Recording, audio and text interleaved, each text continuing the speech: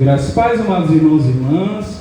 Sempre motivo de muita alegria estarmos reunidos para celebrar o Senhor. Glória a Deus, que é o dono da nossa vida, que tem nos dado vida, um fôlego, para que nós gastemos, usemos para a glória dele.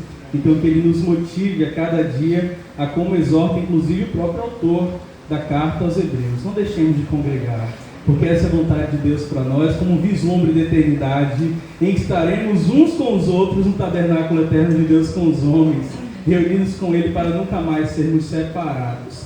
Queria convidá-los para que abram suas Bíblias, por gentileza, em Hebreus, mais uma vez.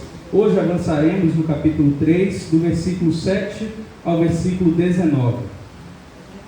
Hebreus, capítulo 3, do 7 ao 19.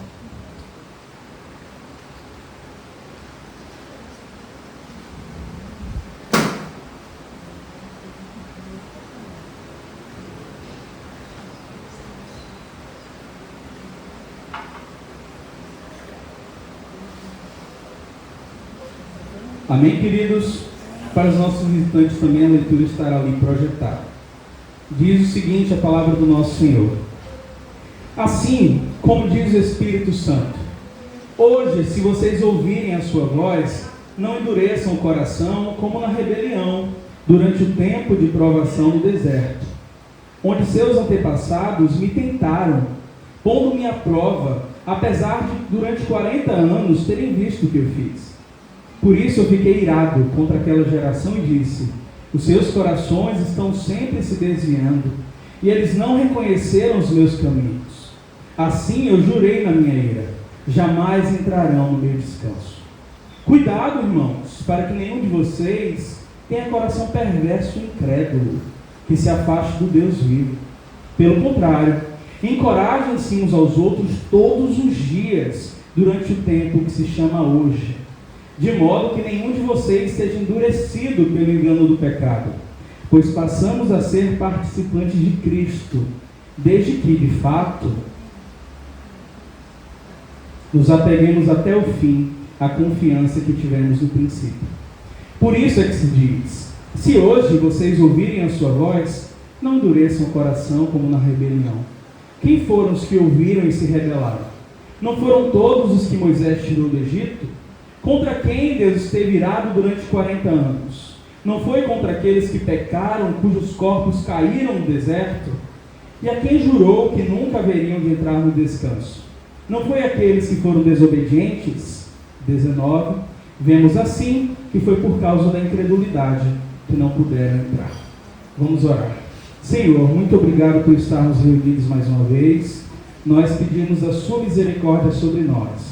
Estamos diante da sua palavra, infalível, inerrante, a verdade absoluta para as nossas vidas, que, usando-a nessa noite, o Senhor faça com que ela more nos nossos corações. E o resultado seja que nossa dureza do coração, a incredulidade, seja transformada em fé. Uma fé salvadora, uma fé que nos leve a chegar ao lugar do descanso que o Senhor prometeu para todos nós. Nós te agradecemos, continua conosco em nome de Jesus. Amém. Meus queridos irmãos, quando estudamos o Antigo Testamento, muitas vezes algumas pessoas têm a tendência de entender a relação entre Deus e o homem no passado como se pudesse ser pacificada, aproximada a partir do esforço de obras no Antigo Testamento. Sacrifícios, obediência à lei, respeito a determinadas tradições. Só que com isso nós acabamos desprezando o valor da fé em toda a história bíblica. A fé não é coisa salvadora somente no Novo Testamento. Durante toda a Escritura, Deus mostra a centralidade da fé.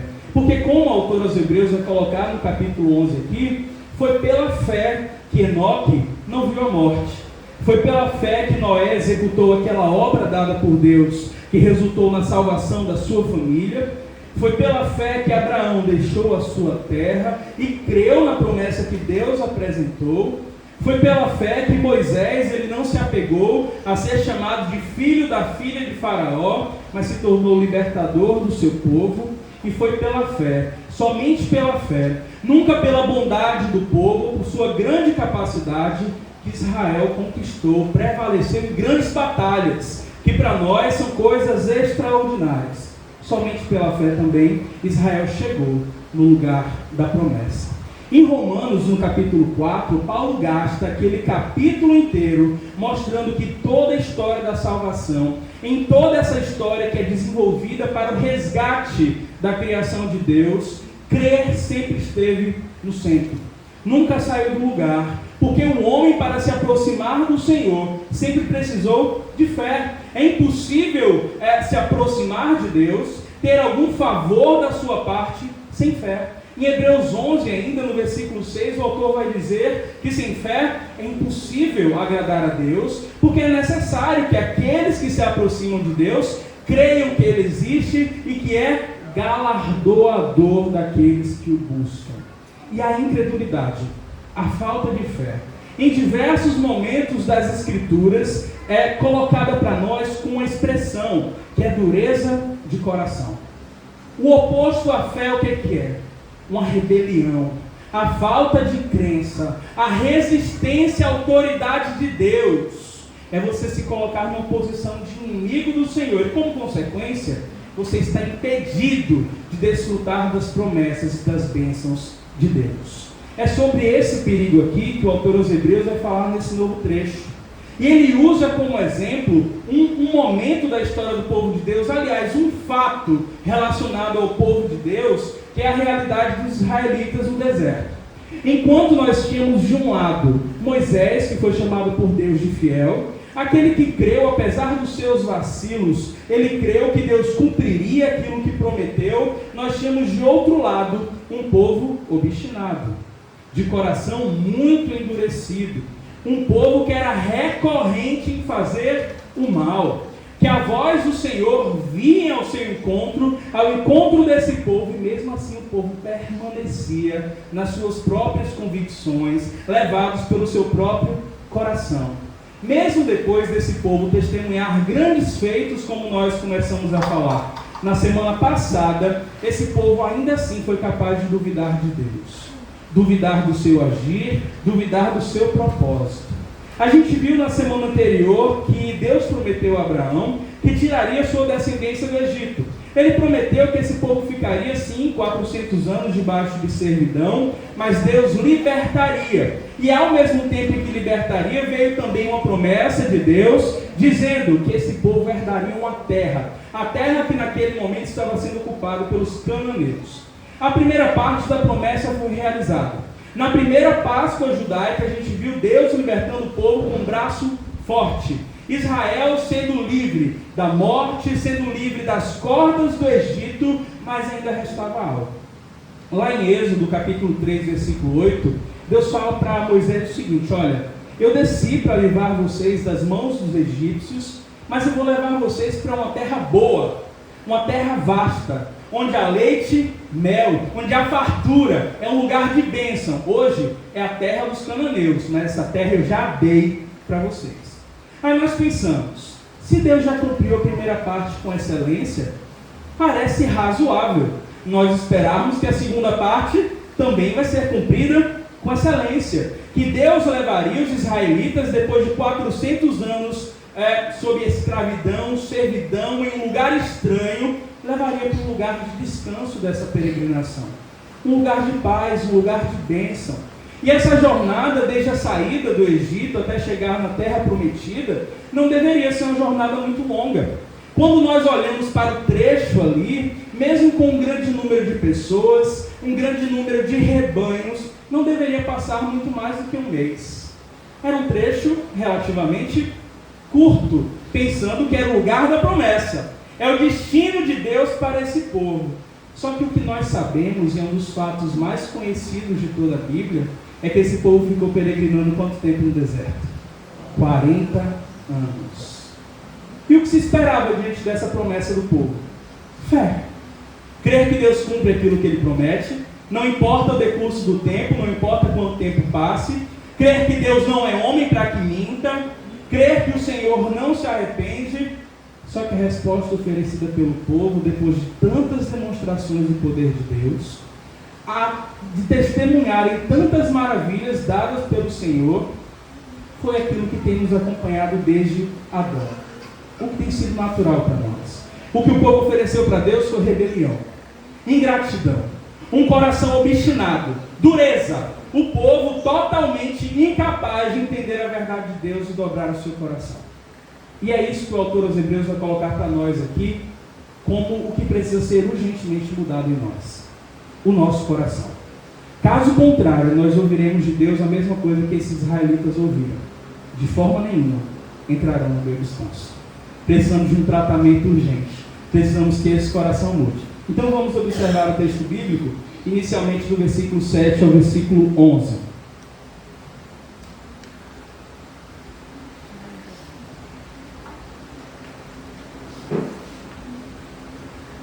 Diz assim: assim como diz o Espírito Santo, hoje, se vocês ouvirem a sua voz, não endureçam o coração como foi na rebelião, durante o tempo de provação no deserto, onde seus antepassados me tentaram, pondo-me à prova, apesar de durante 40 anos terem visto o que eu fiz. Por isso eu fiquei irado contra aquela geração e disse: os seus corações estão sempre se desviando, e eles não reconheceram os meus caminhos. Assim jurei na minha ira: jamais entrarão no meu descanso. Depois da viagem do Egito até o Sinai, que a gente conhece mais ou menos, e ali no Sinai Deus entregou a revelação da sua vontade para o povo, a lei, o povo foi conduzido até a fronteira da terra prometida. Dali a poucos instantes, a poucos metros, estava o lugar de descanso, onde eles poderiam enfim se encontrar com o cumprimento da promessa de Deus, com um lugar para que se estabelecessem e tivessem paz.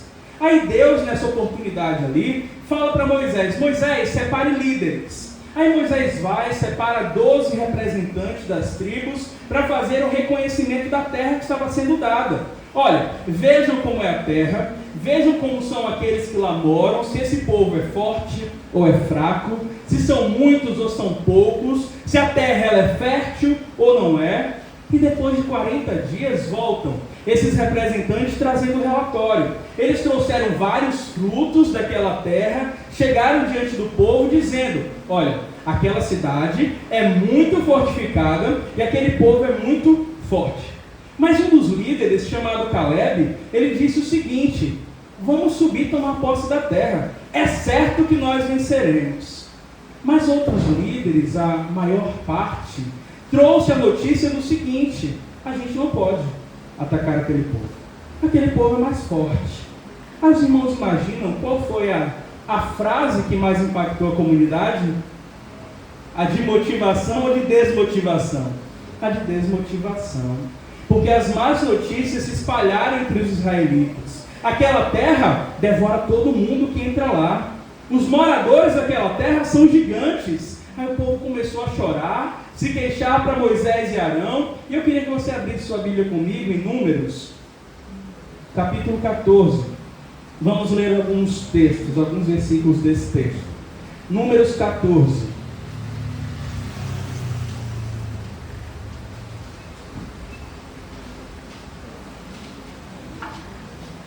Os irmãos deixem aberto no capítulo, que eu vou fazendo a leitura salteada aqui, mas vou avisando antes para onde estou indo. Vamos ler o 2, o 4, depois do 6 até o 12. Todos conseguiram encontrar? Diz assim o texto: todos os israelitas queixaram-se contra Moisés e contra Arão, e toda a comunidade lhes disse: quem dera tivéssemos morrido no Egito, ou nesse deserto. E disseram uns aos outros: vamos escolher um chefe e vamos voltar para o Egito. Aí o 6: Josué, filho de Num, e Caleb, filho de Jefoné, dentre os que haviam observado a terra, rasgaram suas vestes. E disseram a toda a comunidade dos israelitas: a terra que nós percorremos em missão é excelente. Se o Senhor se agradar de nós, Ele vai fazer com que a gente entre nessa terra, onde manam leite e mel, e Ele vai nos dar. Somente não sejam rebeldes contra o Senhor. E não tenham medo do povo da terra, porque nós os devoraremos como se fossem pão. A proteção deles se foi, mas o Senhor está conosco. Não tenham medo deles. Mas a comunidade toda falou em apedrejá-los. Então a glória de Deus apareceu a todos os israelitas na tenda do encontro. E o Senhor disse a Moisés: até quando esse povo me tratará com pouco caso? Até quando se recusará a crer em mim, apesar de todos os sinais que realizei entre eles? Eu os ferirei com praga e os destruirei, mas farei de você uma nação maior e mais forte do que eles.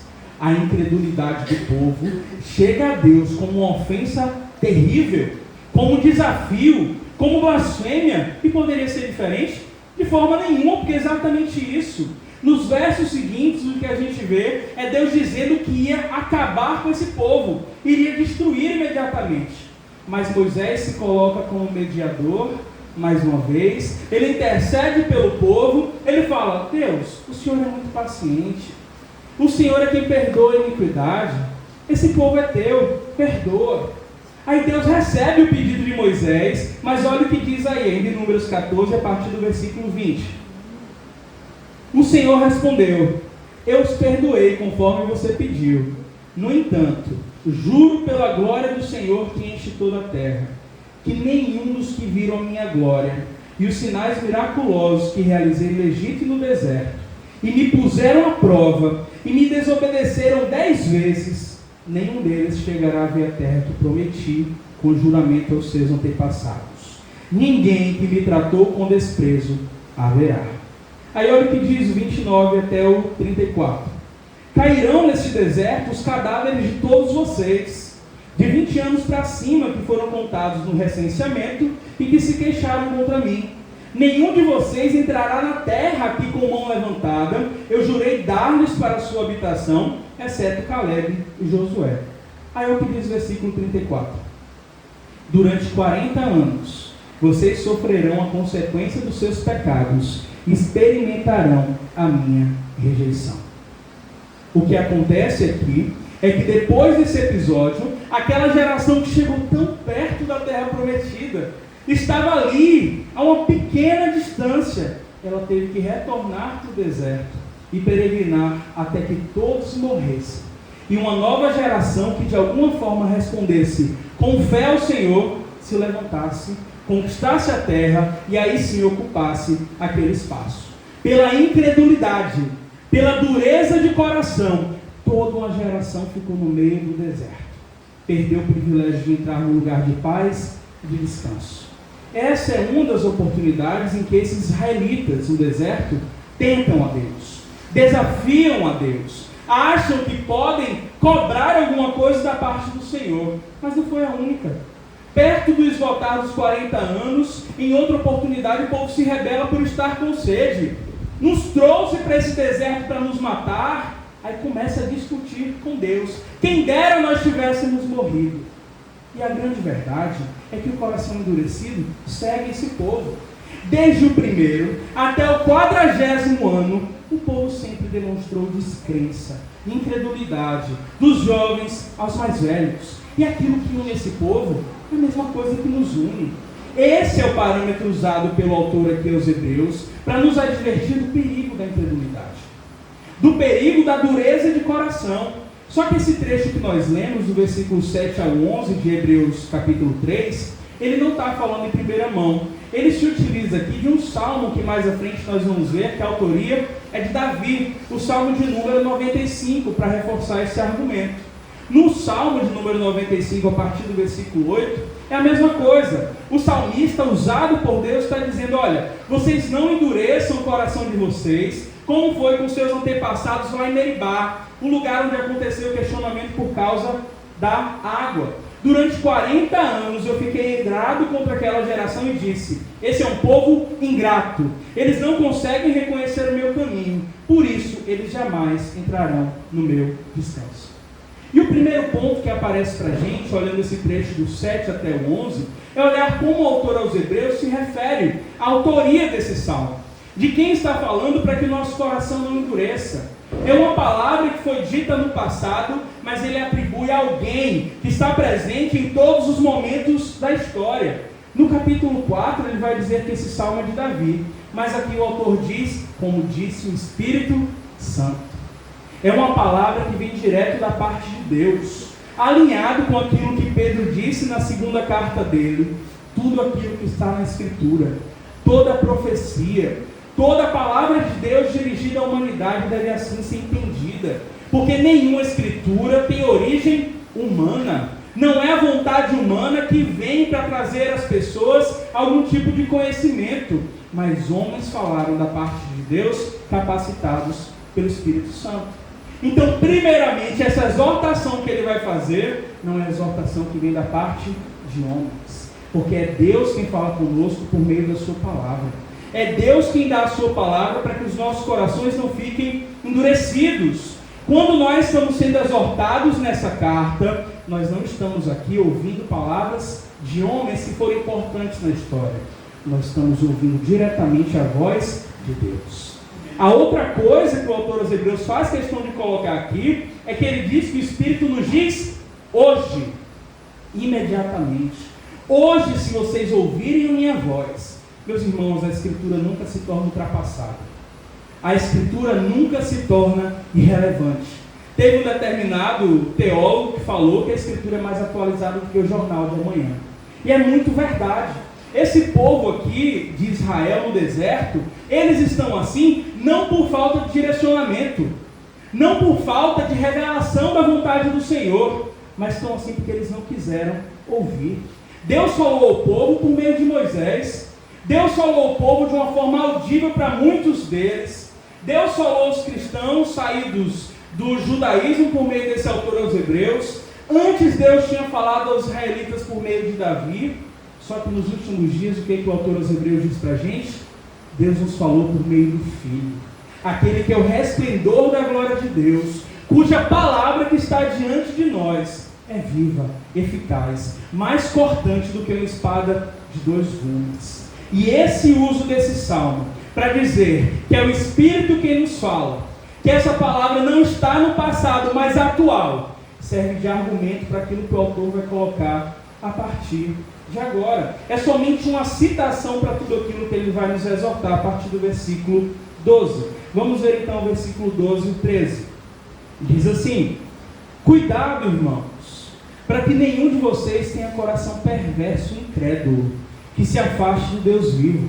Pelo contrário, encorajem-se uns aos outros todos os dias, durante o tempo que se chama hoje, de modo que nenhum de vocês seja endurecido pelo engano do pecado.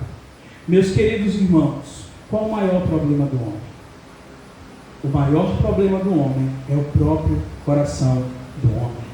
Lá em Provérbios 4, 23, o autor vai dizer: sobre todas as coisas que se deve guardar, guarda o seu coração, porque dele procede a vida, ou as fontes da vida. Essa advertência está diretamente ligada ao que diz o versículo 10, quando Deus diz que o maior problema daquela geração no deserto não é um problema pontual, mas uma tendência que está nos seus corações, um impulso que os induz a fazer o mal. Aí ele diz o seguinte: o maior problema da geração no deserto era que o coração dos israelitas estavam sempre se desviando, sem reconhecer os caminhos de Deus.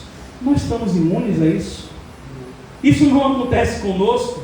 Meus queridos, esse é um problema que nos persegue diariamente. O nosso coração não é naturalmente reto, mas o nosso coração é naturalmente torto, com tendência para o desvio. Nossos corações têm por natureza uma tendência de pender para o errado, para aquilo que atenta contra a santidade de Deus, para aquilo que vai nos levar à nossa própria destruição, nos afastando do Deus vivo. Lá em Jeremias 17, versículo 9, ele vai dizer: o coração é mais enganoso do que tudo, perverso. O coração do homem tem uma doença incurável. Quem é capaz de compreender esse coração? Isaías, no capítulo 53, profetizando sobre o motivo da vinda do Messias ao mundo, o servo sofredor, ele fala: cada um de nós buscou o seu próprio caminho.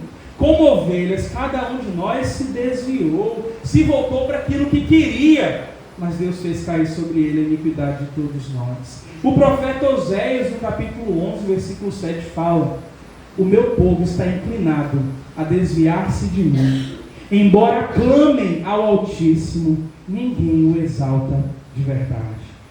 Meus irmãos, esse problema que nós estamos vendo nos israelitas no deserto É um problema que ultrapassa os anos. E é um problema que está diante de nós hoje. Nós temos essa tendência de ter um coração endurecido. Nós temos essa tendência de ouvir a voz do Senhor repetidas vezes. E ainda sermos lentos em atender, em receber, em colocar em prática. Nós temos uma tendência em rejeitar tudo aquilo que vem da parte do Senhor. Não é natural para nós obedecer. Não é natural para nós ter um coração quebrantado. Nós nos acostumamos a resolver as nossas coisas do nosso próprio jeito. E antes de tudo, nós precisamos reconhecer isso. Eu não vou progredir. Eu não vou chegar em lugar nenhum. Eu não vou alcançar o alvo da minha fé se antes eu não reconhecer que o que está no meu coração é a mesma coisa que estava naqueles israelitas no deserto. Um coração duro que precisa da intervenção do Senhor. Aquilo que provocou a ira de Deus naquele tempo é a mesma coisa que continua provocando a ira de Deus hoje. Se hoje existem pessoas longe, afastadas do Deus vivo, é porque aquele mesmo coração que nos acompanha desde Adão está aí, escancarado diante de Deus, mas com pessoas que não conseguem reconhecer. O nosso coração, mesmo daqueles que já foram alcançados por Cristo, ele é tentado o tempo todo em incredulidade. Nós temos uma recusa obstinada, repetida, em recusar a voz do Senhor, em ouvir o que Ele quer para nós, mas fazemos pouco caso, sobretudo na pessoa de Jesus Cristo.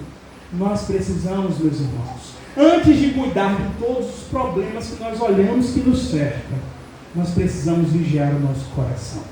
Nós precisamos vigiar a nossa fonte de vida. E é maravilhoso saber que enquanto Jeremias falava, não tem remédio. Esse coração é incurável em toda a sua dor, ele dizendo, mostrando a sua tristeza por ver a situação do povo. É do alto, meus irmãos, que vem o remédio.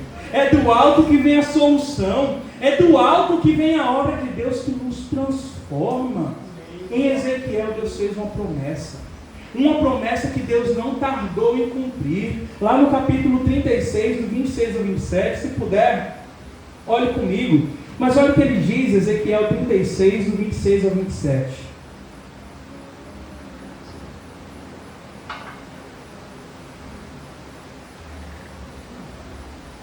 Deus fala por meio do profeta o seguinte: eu lhes darei um coração novo, eu porei um espírito novo no interior de vocês.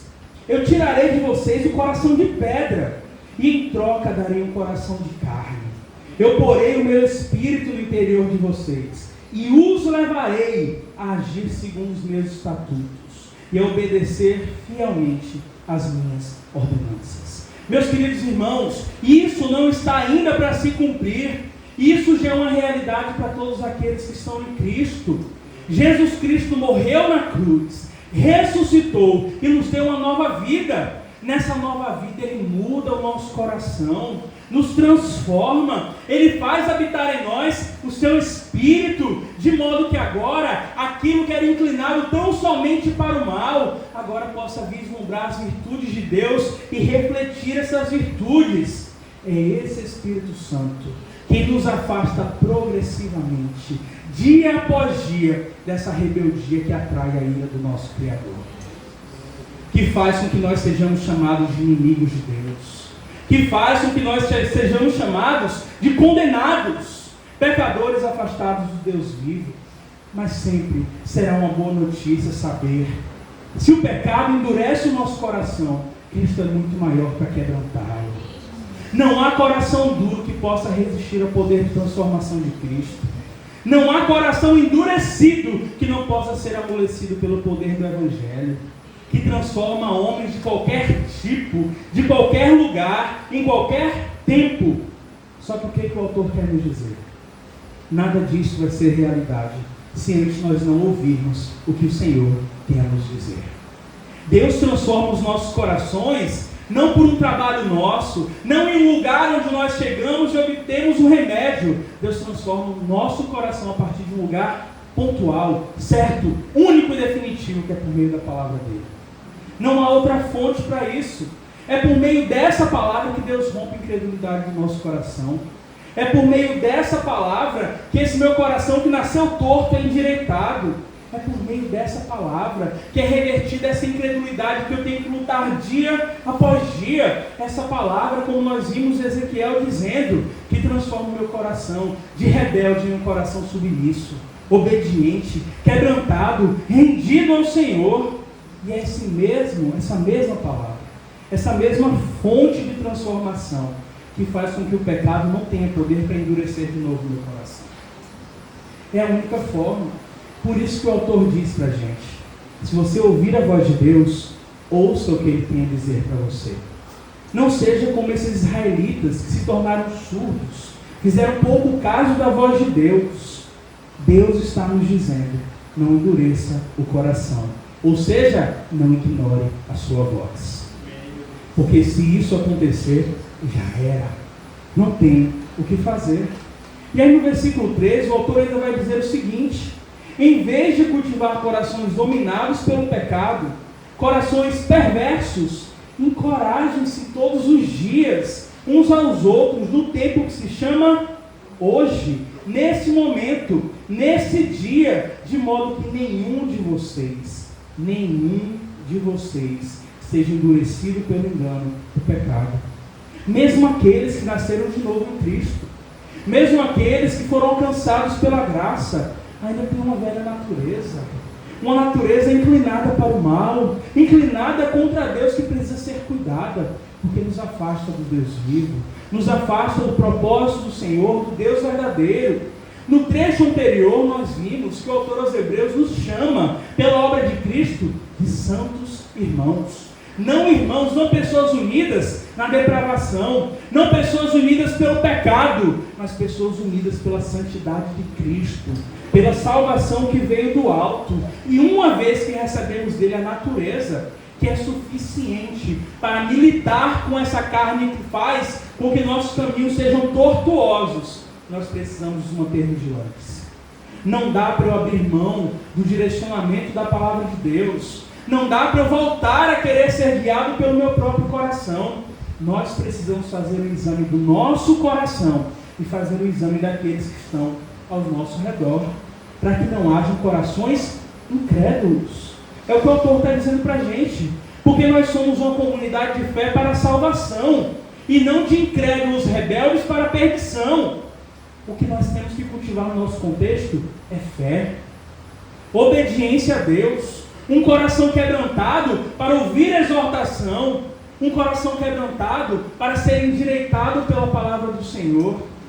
Nenhum de nós, depois que foi alcançado, pode deixar que o pecado ecoe no nosso coração, de modo que a gente abandone o lugar onde nós devemos estar de humildade, de total quebrantamento. Nós precisamos ser responsáveis, não somente pelas nossas vidas, mas pelas vidas uns dos outros. Nós não podemos deixar que centelhas pequenas de descrença se transformem em incêndios de apostasia, de pessoas abandonando a fé, de pessoas saindo da verdade, porque nós precisamos zelar um pelos outros. O autor escreve aqui para pessoas que até se reconhecem como cristãs, mas muitas delas não são. É possível sim que tenha pessoas com um coração descrente, incrédulo, duro no contexto da igreja.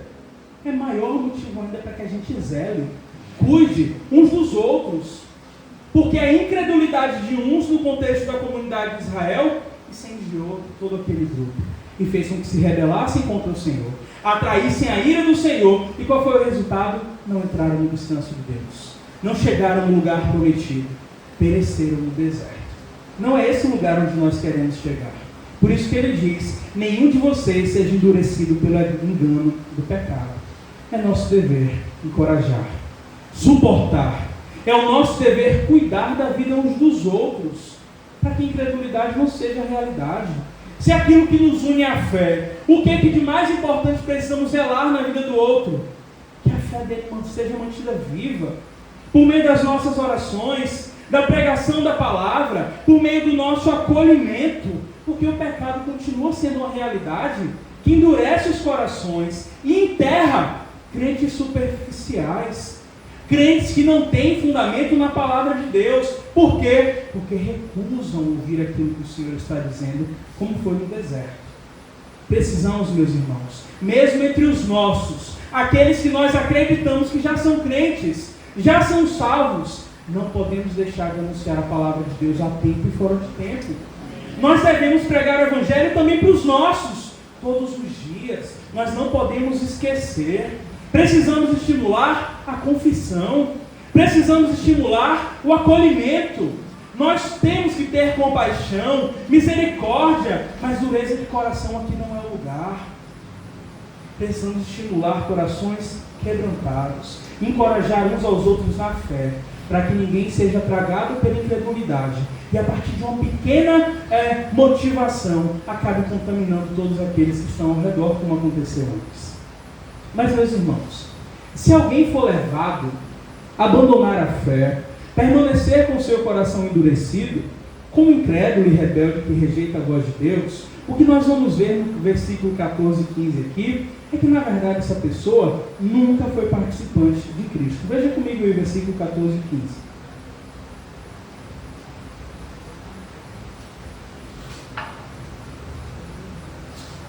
Pois passamos a ser participantes de Cristo, desde que de fato nos apeguemos até o fim à confiança que tivemos no princípio. Por isso é que se diz: se hoje vocês ouvirem a sua voz, não endureçam o coração como na rebelião. Nós precisamos guardar a vida uns dos outros, cuidar, zelar, acolher, mas é bem verdade que muitos não chegarão até o grande dia. Muitos não chegarão, nós esperamos que sim, mas muitos não chegarão à finalidade da fé. Somente, o texto está dizendo para a gente aqui, os crentes que continuam firmes na fé.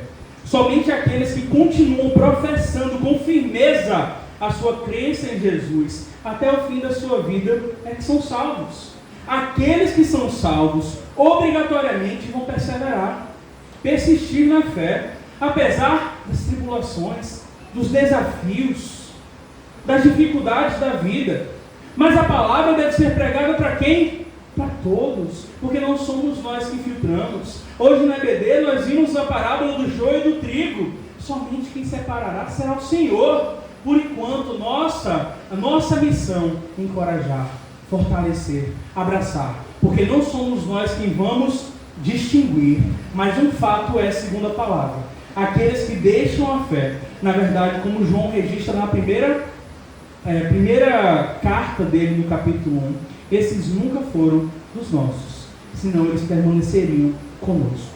Por isso que se diz: hoje, se ouvirem a sua voz, não endureçam o seu coração como na rebelião. Porque se nós ouvimos o Espírito e cremos em Cristo, como vimos antes, somos membros da família de Deus, guardados em Deus, pessoas que serão conduzidas não por seu esforço, mas pela graça, pela misericórdia de Deus, ao lugar que Ele planejou para nós. Todavia, meus irmãos, se nós não cremos, se o nosso coração estiver endurecido, se nós não ouvirmos o que o Senhor diz, a verdade é que aquilo que o texto de Hebreus, no capítulo 2, que nós já vimos, disse para a gente, ecoa aqui. Olha o que ele disse, a gente vai se lembrar agora. Se a palavra falada pelos anjos permaneceu firme, e toda transgressão e obediência recebeu a justa retribuição, como escaparemos nós, se não nos atentarmos para tão grande salvação? Não há nenhum outro nome dado entre os homens pelo qual devamos ser salvos. Não há nenhum outro que possa nos socorrer da ira de Deus, se não for pela fé em Cristo. Não é de nenhum outro jeito. Assim a gente avança para a parte final desse trecho, versículo 16 a 19. Diz assim: quem foram os que ouviram e se rebelaram? Não foram todos os que Moisés tirou do Egito? Contra quem Deus esteve irado durante 40 anos? Não foi contra aqueles que pecaram, cujos corpos caíram no deserto? E a quem Deus jurou que nunca haveriam de entrar no seu descanso? Não foi aqueles que foram desobedientes? Nós vemos assim, que foi por causa da incredulidade que eles não puderam entrar. Meus queridos, esses israelitas no deserto viram tantos milagres da parte do Senhor. Eles experimentaram um cuidado pessoal e inarredio, constante da parte de Deus. Eles comeram diariamente do maná. Onde não tinha água, Deus fez brotar jorrando. Eles puderam ver o direcionamento de Deus à noite por meio da coluna de fogo, de dia por meio da coluna de nuvem. Em Deuteronômio 29, versículo 5, fala um negócio para a gente que é extraordinário. Diz que no tempo que esse povo passou no deserto, as suas vestes não pereceram, as suas sandálias não se gastaram. Apesar disso, qual a resposta desse povo que foi tão favorecido por Deus? A rebelião não foi um acidente na jornada. A rebelião desse povo não foi algo pontual. A rebelião deles foi constante. Em Êxodo capítulo 17 mostra a primeira rebelião do período de 40 anos. E Números vai registrar que depois dos 40 anos a imoralidade continua. Os israelitas não mudaram. Continua da mesma forma aqui a rebeldia. A não ser quem Deus ressalva ali, Josué e Calebe. Todos ofenderam a Deus. E meus queridos, esse é o efeito do pecado. Desobediência, incredulidade, não uma vez, mas uma vida que só consegue fazer isso. Uma vida que não consegue se libertar. Uma vida que é dominada pelo mal. Uma rejeição totalmente deliberada. Mas, meus irmãos, a nossa sorte, o maior motivo de gratidão que a gente pode trazer a Deus é que, como os israelitas desfrutaram, nós podemos desfrutar de uma misericórdia que não tem fim. De um Deus que é bondoso, extremamente paciente, e não nos mede pelas nossas iniquidades, mas ao olhar para aqueles que estão em Cristo, Ele vê o sacrifício de Cristo entre nós e o nosso pecado. Deus, todavia, Ele não volta atrás na sua palavra. Como eu falei no início, no centro das Escrituras está a palavra crer. Crer, como no passado, permanece sendo o requisito básico para se aproximar do Deus vivo. E não crer da mesma forma é o único jeito de sermos encontrados fora do arraial de Deus, fora da comunidade da salvação, fora do lugar de descanso. Para uma geração de israelitas, como nós vimos aqui, a consequência da incredulidade foi a ira de Deus que se revelou. Os cadáveres deixados no deserto. Uma peregrinação que não alcançou o fim que se esperava. Ficaram no deserto. Não viram a terra prometida. Só que a incredulidade hoje, se levarmos até o fim da nossa vida, a falta de crença, a dureza de coração, o resultado é ainda pior. Lá em João 3, de 16 a 18, nosso Senhor Jesus Cristo diz assim: porque Deus amou tanto o mundo, que deu seu Filho unigênito, para que todo aquele que nele crer não pereça, mas tenha vida eterna. Pois Deus enviou o seu Filho ao mundo, não para condenar o mundo, mas para que este fosse salvo por meio dele. Quem crê nele não é condenado, mas quem não crê já está condenado. Por quê? Por não crer no nome do Filho unigênito de Deus. Naquele momento, para os israelitas, a condenação, o resultado de atiçar a ira de Deus foi a morte física de uma geração incrédula. Mas hoje, pelo que nos diz a palavra do Senhor, a condenação significa separação eterna, definitiva de Deus. Você ficar por toda a eternidade longe da misericórdia, longe da graça. A perversidade e a dureza do nosso coração é uma realidade. Isso nós já sabemos, mas só pode ser rompida por um ato de fé em direção ao nosso Senhor Jesus Cristo. Se não é com um ato de crença que Ele é a provisão de Deus para me libertar do meu coração, não tenho o que fazer. Aqueles que fazem isso, aqueles que se esvaziam dos seus méritos, das suas próprias possibilidades, da sua justiça própria, a verdade é que, crendo em Jesus, esses sim entrarão no descanso de Deus. Esses estarão no tabernáculo eterno de Deus com os homens, onde vão descansar de toda a sua peregrinação, vão descansar de todos os seus fardos, vão descansar da sua fadiga e dos sofrimentos da caminhada. Em Apocalipse 7, 16 e 17, fala sobre esses assim: olha isso, nunca mais terão fome, nunca mais terão sede, não os assolará o calor do sol, porque o Cordeiro que está no meio do trono os apacentará e os conduzirá às fontes de águas vivas, e Deus enxugará de seus olhos todas as lágrimas. Essa é a realidade para os que creem, que são diferentes dos israelitas no deserto, que não mantêm seu coração duro, mas ouvem a voz de Deus. Só que a rejeição de Cristo, por outro lado, significa um fim pior do que a cena desses cadáveres espalhados de pessoas sem esperança em Israel. Porque pior do que a morte física é a morte eterna, a segunda morte, essa separação de Deus. A palavra vai dizer que todos os homens são desculpáveis. Ninguém pode apresentar alguma razão para não ter crido durante sua vida.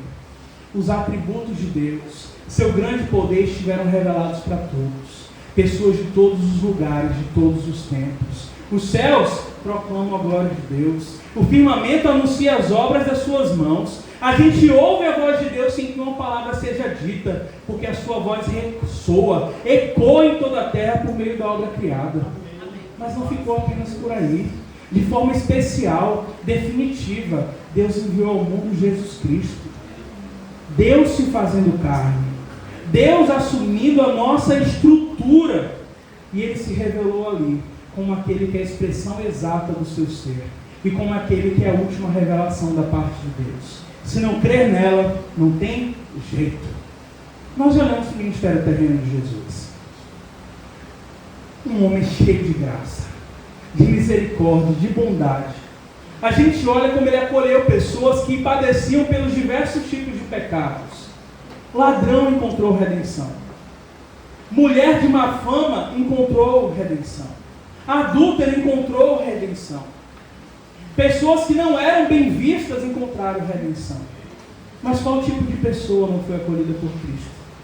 Qual tipo de pessoa não foi abraçada pela sua compaixão? Orgulhosos. Pessoas persistentes em não crer. Pessoas que mantiveram seus corações duros até o fim, diante da revelação magnífica de Deus. Que falava: vinde a mim todos vós que estáis cansados e sobrecarregados, e eu vos darei o descanso. Essas pessoas, incrédulos, não tem jeito, não terão seus pecados perdoados, e não terão lugar no mundo vindouro. Para esses o destino está traçado, estampado nas Escrituras, estará escancarado diante de todos em um dia, na nossa história. É um fato. Apocalipse 21, versículo 8, fala disso. Ele diz assim a palavra do Senhor: os covardes, os incrédulos, os depravados, os assassinos, os que cometem imoralidade sexual, os que praticam feitiçaria, os idólatras e todos os mentirosos, o lugar deles será no lago do fogo que arde com enxofre. Essa é a segunda morte. Essa é a realidade registrada que não vai falhar. Céus e terra passarão, mas a palavra de Cristo não passa. Então, assim como diz o Senhor hoje, se ouviram a voz de Deus, não endureçam o vosso coração. Mas, meus queridos irmãos, hoje ainda tem tempo de reverter o estado natural do coração. Ainda é o momento onde a porta da graça está aberta, onde abunda o pecado e superabunda a graça de Deus. Ainda dá tempo de correr até Cristo. A porta do reino de Deus, do mundo vindouro, não está fechado. Nós temos como reverter o estado natural do nosso coração. Lá em Romanos 10, 9 ao 11, Paulo diz o seguinte: se você confessar com sua boca que Jesus é Senhor e crer em seu coração que Deus o ressuscitou dentre os mortos, você será salvo. Pois com o coração se crê para a justiça e com a boca se confessa para a salvação. Como diz a Escritura, olha que coisa linda: todo que nele confia jamais será envergonhado. Que Deus aplique essa palavra ao nosso coração. Nós vamos orar juntos, mas que tenhamos todos nós uma convicção, se nós confessarmos os nossos pecados ao Senhor. Ele é fiel e justo para nos perdoar dos nossos pecados, nos purificar esse nosso coração tendente ao mal, de toda injustiça, e fazer com que o nosso lugar seja junto do Deus vivo e não separado dele por toda a eternidade. Vamos orar juntos? Fechem seus olhos.